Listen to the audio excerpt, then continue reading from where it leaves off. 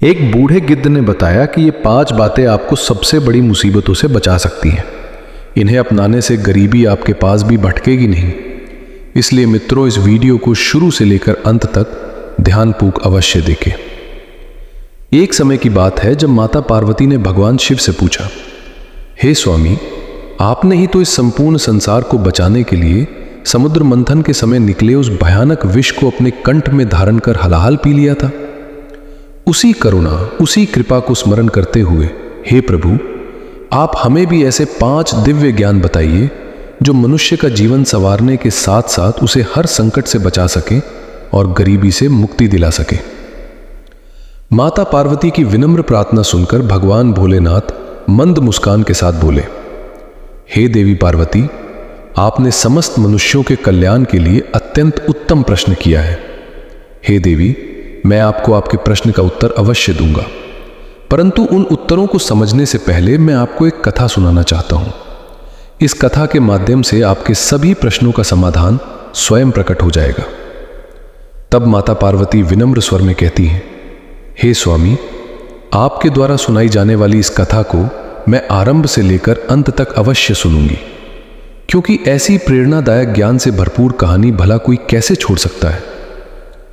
तब भगवान भोलेनाथ स्नेह भरी दृष्टि से माता पार्वती की ओर देखते हैं और कथा को आरंभ करते हुए कहते हैं, हे देवी पार्वती, यह प्राचीन काल की बात है। किसी राजा के राज्य में नगर से बाहर एक विशाल पेड़ पर एक गिद्ध और उसकी गिद्धनी रहते थे। उस पेड़ पर उनका जीवन बड़े सुकून से बीतता था। उन्हें प्रतिदिन इतना भोजन मिल जाता था कि भूखे रहने की नौबत कभी नहीं आती थी। यही कारण था कि गिद्ध और उसकी पत्नी ने कभी उस स्थान को छोड़कर कहीं और जाने का विचार भी नहीं किया। एक दिन जब संध्या ढलने लगी, ठंडी हवाएं पेड़ की डालियों को हिलाने लगी, तब गिद्ध की स्त्री अपने पति से कहती है, स्वामिनी, आज तो ठंड इतनी बढ़ गई है कि रात काटना बड़ा कठिन हो रहा है। कुछ ऐसी कथा सुनाइए जिसमें ज्ञान भी हो और मन को सुकून भी मिले, ताकि ये लंबी रात बिना परेशानी के बीत जाए। पत्नी की यह विनम्र प्रार्थना सुनकर गिद्ध प्रेम से मुस्कुराया और कहता है, हे प्रिय, आज मैं तुम्हें अपनी ही आंखों से देखी हुई एक ऐसी कथा सुनाऊंगा जो अत्यंत ज्ञानवर्धक और प्रेरणादायक है। इसमें बताई गई 4 बातें यदि मनुष्य अपने जीवन में उतार ले तो निश्चय ही वह किसी बड़े से बड़े संकट में भी नहीं फंसेगा, और यदि दुर्भाग्यवश संकट आ भी जाए तो वह उससे बहुत शीघ्र बाहर निकल आएगा। यह कथा रोचक भी है और जीवन को दिशा देने वाली भी, इसलिए ध्यान से सुनना। गिद्ध कहने लगा, हे गिद्धनी, ये उस समय की बात है जब हमारा विवाह भी नहीं हुआ था। इसी पेड़ पर मैं अकेला रहा करता था और मेरे कुछ साथी भी यहां रहते थे। तभी ये कथा मैंने इसी राज्य के राजा से सुनी थी, और जो कुछ हुआ था वो मैंने अपनी आंखों से भी देखा था। वही कथा आज मैं तुम्हें सुनाने जा रहा हूं, क्योंकि इससे मनुष्य की किस्मत किस प्रकार पलटती है यह स्पष्ट हो जाता है। किसी नगर में उत्तम नाम का एक युवक रहता था। एक दिन किसी काम को लेकर उसका अपने पिता से विवाद हो गया। क्रोध में उसके पिता ने उसे 4 सोने की अशरफियां दी और कहा कि जाओ, घर में यूं ही पड़े रहते हो, ये अशरफियां ले जाओ और बाहर जाकर कुछ व्यापार करके धन कमा कर लाना, ताकि तुम्हें भी जीवन का अनुभव हो। पिता की यह बात सुनकर उत्तम ने वे 4 अशरफियां ले ली और उसी शाम परदेश की ओर व्यापार करने के उद्देश्य से रवाना हो गया।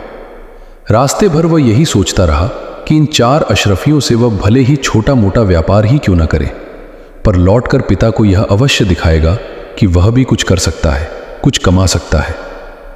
इसी उम्मीद और उत्साह के साथ वह अपने मार्ग पर बढ़ता चला जा रहा था। यात्रा के दौरान अचानक उसकी भेंट एक साधु से हुई। साधु महाराज भी किसी पवित्र गंतव्य की ओर जा रहे थे। उत्तम ने सोचा कि क्यों ना इनके साथ कुछ बातें कर ली जाए, यात्रा भी सहज हो जाएगी और मन भी प्रसन्न रहेगा। यही विचार कर वह साधु बाबा के पास गया, आदर पूर्वक प्रणाम किया। साधु बाबा ने उसे स्नेहपूर्ण आशीर्वचन दिया और मुस्कुराकर पूछा, बेटा, तुम कहाँ जा रहे हो? उत्तम ने कहा, साधु महाराज, मेरे पिता ने मुझे घर से निकाल दिया है। अब मैं कहीं जाकर कोई छोटा मोटा व्यापार करूंगा और एक दिन अपने पिता को यह दिखाकर रहूंगा कि मैं भी बड़ा आदमी बनने की क्षमता रखता हूं। उन्होंने मुझे 4 सोने की अशरफियां दी हैं और मैं इन्हीं से कोई ना कोई व्यापार शुरू कर लूंगा। मित्रों, इस प्रकार बातें करते हुए साधु और उत्तम दोनों अपने मार्ग पर आगे बढ़ते गए। चलते चलते उत्तम के मन में आया कि वह हिमालय पर प्रतिध्वनित हो उठा है। तुमने अपने परिश्रम में जो श्रद्धा जोड़ी है वह अब उपलब्धियों की आधारशिला बन चुकी है और तेरा मन अब भय नहीं बल्कि विश्वास से भरा हुआ रहेगा। तू बस एक बात याद रख, तेरी मेहनत कभी व्यर्थ नहीं गई, तेरी प्रार्थनाएं कभी अनसुनी नहीं हुई और तेरे आंसू कभी भी बेकार नहीं बहाए गए, क्योंकि मैंने हर बार तेरी पुकार सुनी है और अब वही पुकार तेरी किस्मत का उत्तर बनकर लौट रही है। इसलिए अपने दिल में आशा को जीवित रख और अपनी आत्मा को शांत रख, क्योंकि आने वाले दिनों में तुझे वह मिलेगा जो तूने केवल मन ही मन चाहा था। अब तेरी जीवन रेखा पर वह चमक उभर रही है जो महादेव की कृपा से ही आती है, और यह चमक इतनी तेज होगी कि तेरे विरोधी भी तेरी जीत को देखकर मौन हो जाएंगे।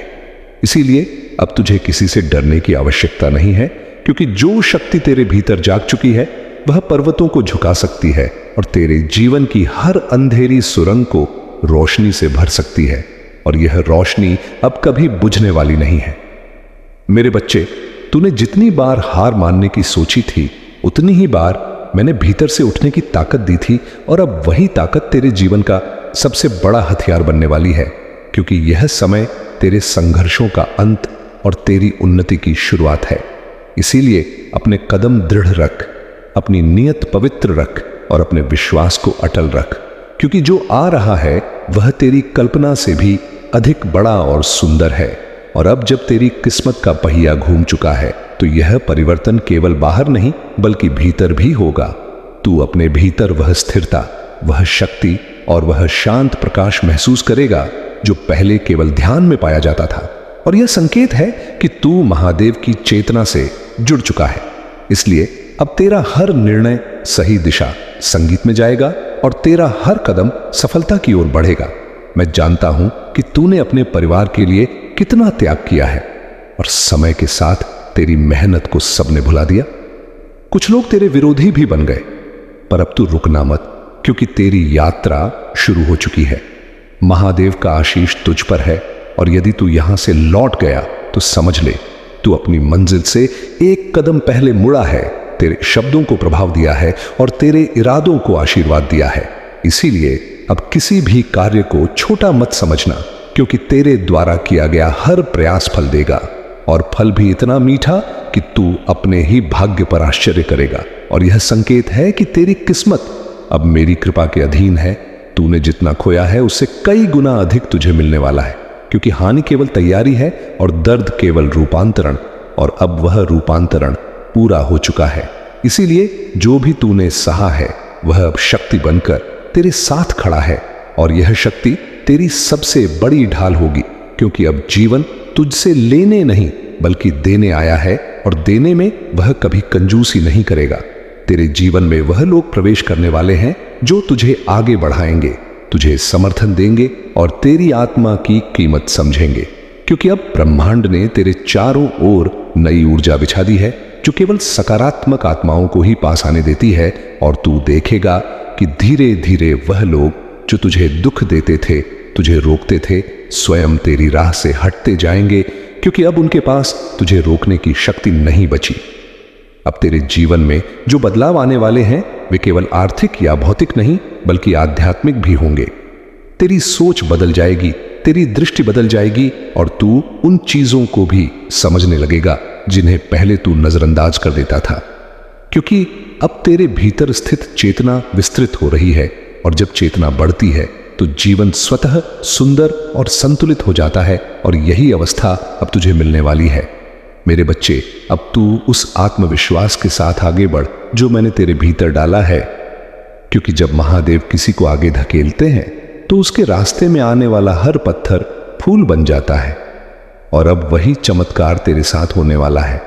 इसलिए अपने हृदय को छोटा मत कर, अपनी सोच को सीमित मत कर, क्योंकि तेरी आत्मा विशाल है और तेरी किस्मत अब अनंत संभावनाओं से भरी हुई है। अब जो सपने तूने संजोए थे वे केवल कल्पना नहीं रहेंगे, वे वास्तविकता का रूप लेंगे, और यह प्रक्रिया इतनी सहज और शांत होगी कि तू स्वयं हैरान रह जाएगा कि कैसे वर्षों की भागदौड़ एक क्षण में पूर्ण होती दिखाई देने लगी। और यह सब इसलिए होगा क्योंकि अब तू सही आवृत्ति पर कंपन कर रहा है। जितनी मेहनत तूने की है, जितने ताने तूने सहे हैं, उनका उत्तर अब तुझे मिलेगा और वह उत्तर है तेरी सफलता। जब तेरी चमक संसार को रोशन करेगी, जब लोग तेरे नाम की तालियां बजाएंगे, तब जिन लोगों ने तुझे अपमानित किया था वे स्वयं तेरे आगे झुकेंगे, क्योंकि महादेव पहले बाधाएं हटाते हैं, फिर शत्रुओं को शांत करते हैं।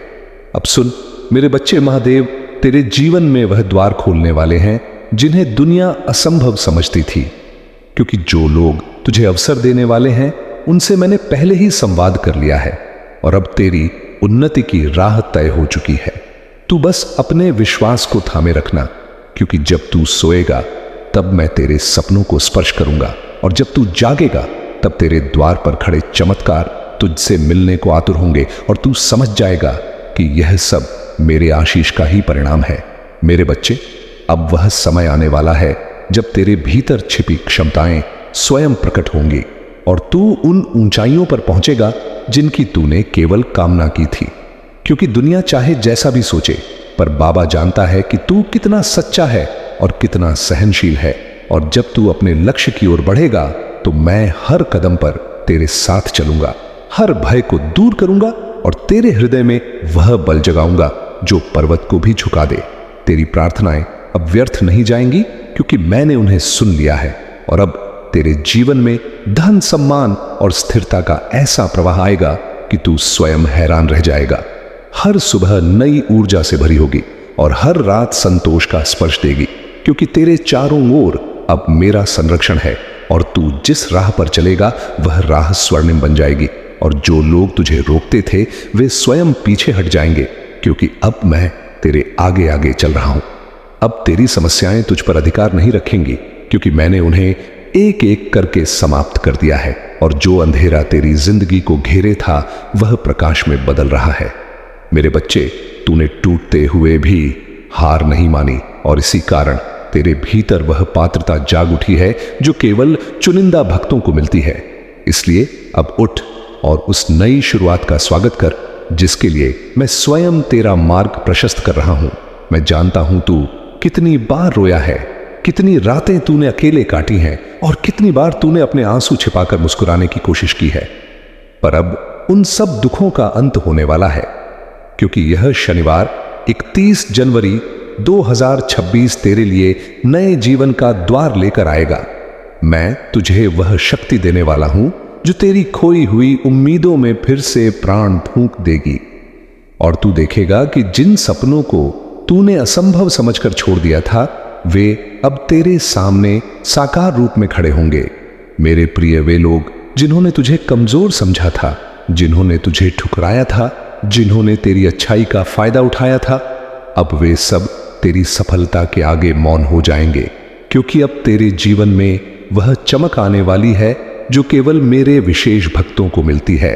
और जब दुनिया तेरे परिवर्तन को देखेगी तब तू समझ जाएगा कि मैंने तुझे हर गिरावट, हर दर्द और हर धोखे के बीच क्यों संभाले रखा, क्योंकि तेरा समय अभी आना था और अब आ चुका है।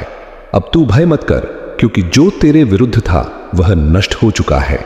जो तेरे मार्ग में अड़चने डालता था वह स्वयं हट गया है और अब तेरे सामने सिर्फ एक स्वर्णिम मार्ग है जिस पर तुम्हें चलना है। और मैं वचन देता हूं कि इस मार्ग पर तुझे कोई रोक नहीं पाएगा, क्योंकि यह मार्ग मैंने स्वयं तैयार किया है और जब तू इस पर कदम रखेगा तो तुझे हर मोड़ पर मेरा साथ, मेरी कृपा और मेरी सुरक्षा अनुभव होगी। मेरे बच्चे, तू जितना प्रेम करता है, संगीत जितना देता है, जितना त्याग करता है, वह कभी व्यर्थ नहीं जाता और मैंने तेरे समर्पण को स्वीकार किया है। इसीलिए अब वह समय आया है जब तेरे परिवार में सुख, शांति और समृद्धि का प्रकाश फैलने वाला है। जिन संबंधों में दूरी थी उनमें मधुरता लौटेगी, जिन घरों में अभाव था वहां संपन्नता आएगी और तू वह स्तंभ बनेगा जिसके कारण तेरे प्रियजनों का जीवन बदल जाएगा, क्योंकि तुझ पर अब मेरा पूर्ण आशीष है। अब तू पीछे मुड़कर मत देख, क्योंकि जो बीत गया वह तू झेल चुका है और जो आने वाला है वह तुझे आनंद से भर देगा। तेरी यात्रा अभी शुरू हुई है और यदि तू यहां से वापस मुड़ा तो तू मंजिल से एक कदम पहले लौट जाएगा। इसीलिए आगे बढ़ता रहे मेरे बच्चे, क्योंकि सफलता तेरा इंतजार कर रही है और दुनिया उन ऊंचाइयों को देखने वाली है जहां तक मैंने तुझे पहुंचाने का संकल्प लिया है। बस विश्वास बनाए रखना और कदम मत रोकना, और जब तेरी चमक संसार में फैल जाएगी, जब लोग तेरे नाम की तालियां बजाएंगे और जब वे लोग जो कभी तुझे अपमानित करते थे अब तेरे आगे झुकेंगे, तब तू समझेगा कि महादेव पहले अपने भक्तों की बाधाएं हटाते, फिर उनके शत्रुओं को शांत करते हैं, और जब वे शांत होंगे तो उनकी आंखों में तेरे लिए सम्मान होगा, क्योंकि वे देख पाएंगे कि जिस शक्ति ने तुझे थाम रखा है वह इस संसार की हर शक्ति से परे है। मेरे बच्चे, यह समझ ले कि तेरा जीवन अब एक खुली किताब की तरह है जिसके पन्ने सुनहरे अक्षरों से लिखे जा रहे हैं। तूने जो धैर्य दिखाया है वह अब एक ऐसे वृक्ष का रूप ले चुका है जिसकी छाया में न केवल तू बल्कि तेरा पूरा परिवार सुख भोगेगा। आज शनिवार का दिन है और यह दिन न्याय का है। जो अन्याय तेरे साथ हुआ है, जो हक तुझसे छीना गया है, वह सब अब ब्याज सहित तुझे वापस मिलने वाला है। प्रकृति का नियम है कि जो बोया जाता है वही काटा जाता है, लेकिन तूने तो केवल प्रेम और समर्पण बोया है, फिर तुझे कांटे कैसे मिल सकते हैं? वे कांटे तो तेरी परीक्षा थे जो अब पुष्प बन चुके हैं। तू अक्सर सोचता था कि तेरा समय कब आएगा, तो सुन मेरे बच्चे, 31 जनवरी 2026 की यह तारीख तेरे इतिहास में दर्ज होने जा रही है। यह वह बिंदु है जहां से तेरा अतीत तुझसे अलग हो रहा है और भविष्य तुझे गले लगा रहा है। अब तुझे अपनी पुरानी गलतियों का बोझ ढूंढने की आवश्यकता नहीं है, क्योंकि मैंने तुझे कर्मों के उन बंधनों से मुक्त कर दिया है जो तुझे आगे बढ़ने से रोक रहे थे। तेरी आत्मा अब उतनी ही पवित्र है जितनी वह जन्म के समय थी। तेरे मन में जो भारीपन था, जो चिंता की लकीरें थीं, उन्हें मैंने अपने त्रिशूल से मिटा दिया है। अब तू जब शीशे में देखेगा तो तुझे एक हारा हुआ इंसान नहीं बल्कि मेरा एक तेजस्वी भक्त दिखाई देगा, संगीत जिसकी आंखों में जीत की चमक होगी। मेरे बच्चे, इस संसार में बहुत शोर है, लेकिन तुझे उस शोर पर ध्यान नहीं देना है। तब चलते चलते साधु उस युवक उत्तम को उपदेश देने लगा। साधु बोला, पुत्र, मैं तुम्हें जो बात बताने जा रहा हूं, यदि तुमने उस पर सच्चे मन से अमल कर लिया तो ये तुम्हारे जीवन में अत्यंत उपयोगी सिद्ध होगी। सुनो, तुम परदेश में व्यापार करने जा रहे हो, इसलिए मेरी ये पहली और अनमोल सीख याद रखना कि यदि परदेश में तुम्हें कोई अच्छा या मन माफिक व्यापार ना मिले तो कभी खाली मत बैठना। जो भी काम मिले, छोटा हो या बड़ा, उसे तुरंत पकड़ लेना। परदेश में रहने वाले के लिए यही पहला मूल मंत्र है। खाली बैठने से तो परदेश में अपनी ही जेब ढीली होती है, इसलिए बेहतर यही है कि चाहे थोड़े ही पैसे क्यों न मिले, फिर भी कोई ना कोई काम अवश्य करते रहना चाहिए। इससे एक तो तुम्हारा खर्च चलता रहेगा, दूसरे तुम्हें काम का अनुभव भी मिलेगा और समय भी व्यवस्थित बीत जाएगा। ठीक है बाबा, मैं आपके इस उपदेश पर अवश्य अमल करूंगा। अब कृपा करके आगे की कहानी सुनाइए। ये सुनकर महात्मा जी मुस्कुराए और बोले, बेटा, कहानी तो समाप्त हो गई। अभी जो मैंने तुम्हें बताया वही पूरी कहानी थी। ये सुनकर उत्तम चकित होकर कहने लगा, साधु बाबा, ये कैसी कहानी हुई जो इतनी जल्दी समाप्त हो गई? ये तो आपने केवल मुझे उपदेश ही दिया है, मुझे तो कोई कथा सुनाइए। साधु ने शांत भाव से कहा, अगर तुम दूसरी कहानी सुनना चाहते हो तो तुम्हें एक स्वर्ण मुद्रा और देनी होगी। मैं तुम्हें दूसरी कथा अवश्य सुनाऊंगा। मित्रों, उत्तम ने थोड़ी देर विचार किया, फिर अपनी थैली से दूसरी स्वर्ण मुद्रा निकालकर साधु के हाथ पर रख दी और विनम्रता से बोला, बाबा, अब कृपा करके मुझे कहानी सुनाइए। साधु महाराज ने कहा, ठीक है, अब मैं तुम्हें दूसरी कहानी सुनाता हूं, ध्यान से सुनो। परदेश में रहकर बेटा, कभी भी किसी दूसरे की वस्तु पर छल कपट या किसी प्रकार के प्रपंच से अधिकार करने की इच्छा मत करना। दूसरे का धन, दूसरे की वस्तु, उसे हमेशा मिट्टी के समान समझकर चलना। किसी भी चीज पर अपनी नीयत खराब मत होने देना। यही राह मनुष्य को विपत्ति से बचाती है। उत्तम ने सिर झुकाकर कहा, ठीक है बाबा, मैं ऐसा ही करूंगा। अब आगे सुनाइए। साधु शांत स्वर में बोला, बेटा कहानी तो समाप्त हो गई, बस इतनी ही कहानी थी। यह सुनकर उत्तम आश्चर्य से कह बैठा, अरे ये क्या, आपने तो फिर केवल मुझे उपदेश ही दिया है, इतनी सी बात के लिए आपने मुझसे पूरी स्वर्ण मुद्रा ले ली। यह सुनकर साधु मुस्कुराया और शांत भाव से बोला, बेटे ज्ञान की कोई कीमत नहीं होती, ज्ञान तो अनमोल होता है और इसकी असली कीमत तब समझ आती है जब मनुष्य किसी विपत्ति में फंस जाता है। वही ज्ञान उसे उस गहरे संकट से बाहर निकाल ले जाता है। यह सुनकर उत्तम ने कहा, ठीक है बाबा, उपदेश ही सही, मैं आपको एक स्वर्ण मुद्रा और देता हूं, आप मुझे एक और उपदेश दीजिए। इतना कहकर उत्तम ने तीसरी अशरफी भी साधु के हाथ पर रख दी। साधु ने स्वर्ण मुद्रा को उठाया, मुस्कुराया और तीसरी अनमोल बात उत्तम को बताते हुए कहा कि बेटे, जीवन में यदि कभी तुम्हें किसी का गुप्त भेद पता चल जाए तो उस भेद को कभी भी किसी तीसरे व्यक्ति से मत कहना। यह बात छोटी लग सकती है, पर यही सबसे अनमोल सीख है। मनुष्य का बचाव कई बार इसी एक समझदारी पर निर्भर करता है। साधु के तीसरे उपदेश को भी उत्तम ने मन ही मन गांठ बांध लिया। फिर वह सोचने लगा कि अब मेरे पास तो केवल एक ही अशरफी बची है, इस एक अशरफी से कोई बड़ा व्यापार होना तो संभव नहीं।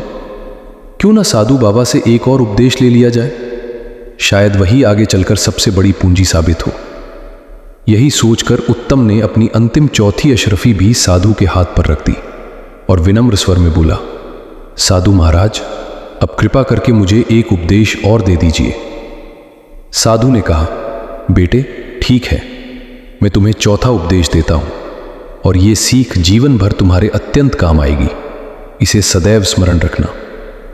साधु ने बड़े शांत और कोमल स्वर में कहा, पुत्र, यदि तुम्हें कभी राह में कोई व्यक्ति प्रेम से बुलाकर 2 क्षण बैठने को कहे तो चाहे तुम्हारा काम कितना ही महत्वपूर्ण और कीमती क्यों ना हो, उसे थोड़ी देर के लिए छोड़कर अवश्य बैठ जाना। तुझे केवल अपनी अंतरात्मा की आवाज सुननी है, क्योंकि उसी आवाज के माध्यम से मैं तुझसे बात करता हूं। आने वाले दिनों में तुझे ऐसे संकेत मिलेंगे जो तुझे चौंका देंगे। हो सकता है तुझे अचानक धन की प्राप्ति हो या कोई ऐसा व्यक्ति मिले जो तुझे तेरी मंजिल तक पहुंचाने में मदद करे। यह सब संयोग नहीं होगा, यह मेरी योजना का हिस्सा होगा। तूने बहुत दिन अभाव में बिताए हैं, एक एक पैसे के लिए संघर्ष किया है, अपनी जरूरतों को मारा है ताकि दूसरों की जरूरतें पूरी हो सके। मैं वह सब देख रहा था। मैं देख रहा था जब तू अपनी इच्छाओं का गला घोंट रहा था, पर अब और नहीं। अब तेरे जीवन में प्रचुरता का वास होगा। धन केवल एक साधन है और यह साधन अब तेरे पास इतनी मात्रा में आएगा कि तू न केवल अपना जीवन संवारेगा बल्कि दूसरों के आंसुओं को भी पोंछ सकेगा। तूने हमेशा दूसरों का भला चाहा, यहां तक कि उनका भी जिन्होंने तेरा बुरा किया। तेरी यही अच्छाई मुझे सबसे अधिक प्रिय है और इसी अच्छाई के कारण आज मैं स्वयं तेरे रक्षक के रूप में खड़ा हूं। अब तुझे किसी तांत्रिक, किसी शत्रु या किसी बुरी नजर से डरने की जरूरत नहीं है, क्योंकि जिसके सिर पर महाकाल का हाथ हो उसका काल संगीत भी कुछ नहीं बिगाड़ सकता। तेरे घर के चारों ओर मैंने एक सुरक्षा चक्र बना दिया है जिसे कोई नकारात्मक ऊर्जा पार नहीं कर सकती। यह शनिवार तेरे घर की शुद्धि का दिन है। आज से तेरे घर में कलह समाप्त होगी और शांति का वास होगा। जो परिवार के सदस्य तुझसे विमुख हो गए थे वे अब तेरे पास लौटेंगे और उन्हें अपनी गलती का एहसास होगा। प्रेम का वह वातावरण बनेगा जिसके लिए तू तरस रहा था। मेरे बच्चे, जीवन एक यात्रा है और इस यात्रा में तूने बहुत से उबड़ खाबड़ रास्ते पार किए हैं, लेकिन अब जो सड़क तेरे सामने है वह सीधी और सरल है। तुझे बस चलते रहना है, रुकना नहीं है। थकान महसूस हो तो मेरा नाम ले लेना, तुझे तुरंत नई ऊर्जा मिलेगी। तू यह मत सोच कि तू अकेला है। जब तू सोता है तब भी मैं जाग कर तेरी रक्षा करता हूं। तेरे शत्रुओं की हर चाल को मैं पहले ही विफल कर देता हूं। तुझे पता भी नहीं चलता कि कितनी मुसीबतों को मैंने तेरे पास आने से पहले ही मोड़ दिया। यह मेरा कर्तव्य है, क्योंकि तूने मुझे अपना सर्वस्व मान लिया है और जो मुझ पर पूर्ण विश्वास करता है उसका भार मैं स्वयं उठाता हूं। आने वाला समय तेरी प्रतिभा के निखरने का समय है। तेरे भीतर बहुत सी कलाएं छिपी हैं जिन्हें तूने परिस्थितियों के दबाव में दबा दिया था। अब उन्हें बाहर लाने का समय है। तू देख, दुनिया तेरी कला की दीवानी हो जाएगी। तेरी वाणी में वह ऊंज आएगा कि लोग तुझे सुनने के लिए लालायित रहेंगे। तेरे व्यक्तित्व में वह आकर्षण होगा कि लोग तुझसे जुड़ना चाहेंगे। यह सब इसलिए होगा क्योंकि अब तेरे भीतर मेरा प्रकाश कार्य कर रहा है। तू अब एक सामान्य मनुष्य नहीं रहा, तू अब एक जागृत आत्मा है, और एक जागृत आत्मा हजारों सोए हुए लोगों को जगाने की क्षमता रखती है। तुझे याद है वह रात जब तूने रोते हुए मुझसे पूछा था कि बाबा कब तक? आज मैं उस प्रश्न का उत्तर दे रहा हूं। अभी और इसी क्षण से तेरा वनवास समाप्त हो चुका है। अब राजयोग का समय है। राजयोग का अर्थ केवल सिंहासन नहीं है, इसका अर्थ है मन की वह स्थिति जहां कोई दुख, कोई अपमान और कोई असफलता तुझे विचलित न कर सके। तू उस कमल की तरह बनेगा जो कीचड़ में रहकर भी उससे अछूता रहता है। दुनिया की बुराइयां अब तुझे छू भी नहीं पाएंगी। तू भीड़ में रहकर भी सबसे अलग दिखेगा। तेरी आभा इतनी प्रबल होगी कि नकारात्मक लोग तेरे पास आने से भी कतराएंगे। मेरे बच्चे, 31 जनवरी 2026 के बाद तू देखेगा कि तेरे स्वास्थ्य में भी चमत्कारी सुधार हो रहा है। जो छोटी मोटी बीमारियां तुझे घेरे रहती थीं, जो शारीरिक कष्ट तुझे परेशान करते थे, वे सब अब विलुप्त हो जाएंगे। क्योंकि जब मन स्वस्थ होता है और आत्मा प्रसन्न होती है तो शरीर स्वयं ही निरोगी होने लगता है। मैं तेरे शरीर के हर कण में नई प्राण शक्ति का संचार कर रहा हूं। तू खुद को पहले से अधिक युवा और ऊर्जावान महसूस करेगा। तेरा मन काम में लगेगा और आलस्य तुझसे कोसों दूर चला जाएगा। हर सुबह तेरे लिए नई उम्मीद लेकर आएगी और हर शाम तुझे संतुष्टि देकर रंगी। इस बात को गांठ बांध ले कि तेरे जीवन की बागडोर अब मेरे हाथों में है। जब गाड़ी का सारथी स्वयं महादेव हो तो वह गाड़ी कभी खाई में नहीं गिर सकती। तुझे बस मुझ पर भरोसा रखना है। ठीक वैसे ही जैसे एक छोटा बच्चा अपने पिता पर रखता है। वह नहीं पूछता कि हम कहां जा रहे हैं, उसे बस यह पता होता है कि पिता का हाथ पकड़ा है तो मंजिल सुरक्षित ही होगी। उसी तरह तू भी प्रश्न पूछना छोड़ दे और समर्पण करना सीख ले, क्योंकि तर्क वहां समाप्त होता है जहां से विश्वास शुरू होता है, और चमत्कार केवल विश्वास की भूमि पर ही उगते हैं। तूने वह विश्वास दिखाया है, इसीलिए आज तू इस संदेश को सुन पा रहा है। बहुत से लोग हैं जो भटक रहे हैं, उन्हें कोई राह नहीं मिल रही, लेकिन तुझे मैंने चुना है। तुझे मैंने यह राह दिखाई है। यह तेरा सौभाग्य है, और मेरे प्रति तेरे पिछले जन्मों के पुण्य का फल भी इस शनिवार को तू एक विशेष संकल्प ले। संकल्प ले कि तू अब कभी भी खुद को कमजोर नहीं समझेगा। संकल्प ले कि तू अतीत के पन्नों को पलटकर दोबारा नहीं पड़ेगा। संकल्प ले कि तू खुश रहेगा, चाहे परिस्थितियां कैसी भी हो। संगीत, क्योंकि तेरी खुशी में ही मेरी खुशी है। जब तू मुस्कुराता है तो मुझे लगता है कि मेरी सृष्टि सफल हो गई। इसलिए अपने चेहरे से इस उदासी को हटा दे और एक विजेता की तरह मुस्कुरा, क्योंकि तू जीत चुका है। यह लड़ाई जो तू वर्षों से लड़ रहा था, उसका परिणाम आ चुका है, और वह परिणाम तेरे पक्ष में है। मेरे बच्चे, धन, दौलत, शोहरत, यह सब तो आने जाने वाली छाया है, लेकिन जो स्थायी है वह है तेरा चरित्र और तेरा आत्मबल। मैं तुझे वह धन दे रहा हूं जो कभी चोरी नहीं हो सकता, और वह है ज्ञान और भक्ति का धन। लेकिन इसके साथ ही मैं तुझे भौतिक सुखों से भी वंचित नहीं रखूंगा। तुझे अच्छा घर, अच्छा वाहन और समाज में उच्च स्थान प्राप्त होगा। लोग तेरी राय का सम्मान करेंगे। जो लोग कल तक तेरी बातों को अनसुना कर देते थे, वे कल तेरी सलाह लेने आएंगे। तू देखेगा कि वक्त का पहिया कैसे घूमता है। जो ऊपर थे वे नीचे देखेंगे, और तू जिसे नीचे समझा जाता था अब शिखर पर बैठेगा। यह मेरा न्याय है। तू अपने रिश्तों को लेकर बहुत चिंतित रहता था। तुझे लगता था कि कोई तुझे समझता नहीं, लेकिन अब मैं ऐसे लोगों को तेरे जीवन में भेज रहा हूं जो तेरे कहे बिना भी तेरे मन की बात समझ लेंगे। वे तेरे लिए वैसे ही होंगे जैसे कृष्ण के लिए सुदामा या राम के लिए हनुमान, निश्चल और समर्पित। उन रिश्तों में कोई स्वार्थ नहीं होगा, केवल विशुद्ध प्रेम होगा। तूने प्रेम के लिए बहुत भीख मांगी है, लेकिन अब तुझे प्रेम बांटने वाला बनना होगा। तू इतना परिपूर्ण हो जाएगा कि तुझे किसी से कुछ मांगने की आवश्यकता नहीं पड़ेगी। तू दाता बनेगा, याचक नहीं। यह 21 जनवरी 2026 का दिन तेरे लिए एक वरदान है। इसे सामान्य दिन मत समझना। आज ग्रहों की दशाएं तेरे अनुकूल हो चुकी हैं। शनिदेव जो कर्म फलदाता है वे अब तुझ पर प्रसन्न है, क्योंकि तूने अपने कष्टों को अपना प्रायश्चित मानकर स्वीकार किया। तूने कभी ईश्वर को दोष नहीं दिया, तूने कभी अपनी आस्था नहीं खोई। यही बात शनिदेव को प्रिय है और अब वे तुझे रंग से राजा बनाने की प्रक्रिया आरंभ कर रहे हैं। तेरा संघर्ष अब गवाही बनेगा। लोग तेरी कहानी सुनाकर दूसरों को प्रेरित करेंगे। तू एक मिसाल बनेगा कि कैसे एक इंसान राख से उठकर फिनिक्स पक्षी की तरह आसमान छू सकता है। मेरे बच्चे, तुझे अब डरने की कोई जरूरत नहीं है। भविष्य के गर्भ में तेरे लिए सुनहरे अवसर छिपे हैं। तू जिस भी काम में हाथ डालेगा वह सफल होगा। अगर तू व्यापार करता है तो उसमें वृद्धि होगी। अगर तू नौकरी करता है तो पदोन्नति तेरी प्रतीक्षा कर रही है।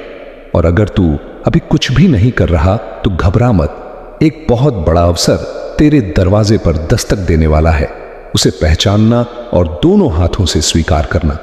संकोच मत करना कि क्या मैं इसके योग्य हूं, क्योंकि अगर मैंने वह अवसर तुझे दिया है तो तू निश्चित रूप से उसके योग्य है।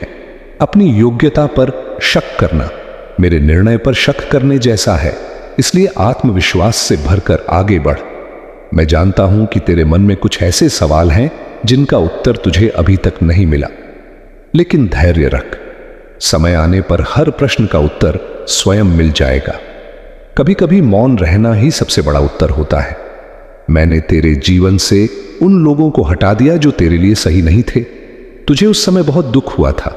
तुझे लगा था कि मैंने तेरे साथ अन्याय किया, लेकिन आज तू पीछे मुड़कर देखेगा तो समझेगा कि वह मेरा प्रेम था। मैं तुझे उन कांटों से बचा रहा था जो तुझे भविष्य में लहूलुहान कर सकते थे। जो छूट गया वह तेरा था ही नहीं, और जो तेरा है वह तुझसे कभी छूट नहीं सकता। अब तेरे जीवन में स्थिरता आएगी, भाग दौड़ खत्म होगी, मन की चंचलता शांत होगी। तू एक गहरे सागर की तरह शांत और गंभीर बनेगा। लहरें ऊपर उठेंगी लेकिन गहराई में शांति रहेगी। यही वह स्थिति है जिसे योगी वर्षों की तपस्या के बाद प्राप्त करते हैं, और मैं तुझे यह स्थिति तेरे सरल भक्ति भाव के कारण प्रसाद रूप में दे रहा हूं। तूने मेरे लिए जो आंसू बहाए हैं वे गंगा जल से भी पवित्र हैं। मैंने उन्हें संजो कर रखा है। अब वे आंसू खुशियों की बरसात बनकर तेरे आंगन में बरसेंगे। तेरा घर खुशियों से भर जाएगा। बच्चों की हंसी, बड़ों का आशीर्वाद और अपनों का साथ, यह सब तुझे इसी शनिवार से अनुभव होना शुरू हो जाएगा। मेरे बच्चे, कभी कभी तू सोचता है कि मैं तुझे दिखाई क्यों नहीं देता, पर क्या तूने कभी हवा को देखा है? नहीं, पर तू उसे महसूस करता है। ठीक वैसे ही मैं हर पल तेरे पास हूं। उसने उत्तम की सराहना करते हुए उसे अस्तबल का मुख्य निरीक्षक नियुक्त कर दिया और कहा, आज से तुम्हारा दायित्व यह होगा कि तुम इन सब की पूरी निगरानी करोगे। यदि कोई भी नौकर घोड़ों का दाना चोरी करता है या जरा सी भी बेईमानी करता है तो उसकी खबर तत्काल हमें मिलनी चाहिए। इस कार्य के बदले हम तुम्हें हर महीने 10,000 अशरफियां देंगे। राजा ने सख्त आदेश देकर सभी नौकरों को छोड़ दिया और उत्तम को उन सब पर दृष्टि रखने के लिए नियुक्त कर दिया। राजा अपनी उंगली में पहनी हुई एक कीमती हीरे की अंगूठी उतारकर उत्तम के हाथ में रखते हुए बोला, जब भी तुम्हें हमसे मिलना हो इस अंगूठी को पहरेदारों को दिखा देना। वे बिना रोक टोक तुम्हें हमारे पास ले आएंगे। यह अंगूठी तुम्हारी पहचान है। अस्तबल में लौटकर उत्तम ने सभी नौकरों को इकट्ठा किया, शांत स्वर में देखा और बोला, देखो, इस बार तो मैंने तुम्हें बचा दिया है, लेकिन यदि दोबारा तुम्हारी गलती पकड़ी गई तो राजा साहब तुम्हें जीवन भर के लिए जेल में डाल देंगे। इसलिए अब ईमानदारी से अपना काम करना ही तुम्हारे लिए सबसे अच्छा है। उत्तम की यह बात सुनकर नौकरों के मन में भय भी बैठ गया और सम्मान भी। मित्रों, उसी दिन से सारे नौकर पूरी निष्ठा के साथ घोड़ों को खिलाने पिलाने लगे। उन्होंने फिर कभी बेईमानी नहीं की। परिणाम यह हुआ कि कुछ ही दिनों में सभी घोड़े फिर से स्वस्थ, मजबूत और चंचल हो गए। इधर 1 माह का समय बीत चुका था। उधर अनंगपाल अपनी मां से मिलकर अपनी नौकरी पर वापस लौटा। जैसे ही अनंगपाल अस्तबल में पहुंचा, सभी नौकर उसके चारों तरफ इकट्ठा हो गए और उत्तम की सारी बातें उसे बताने लगे।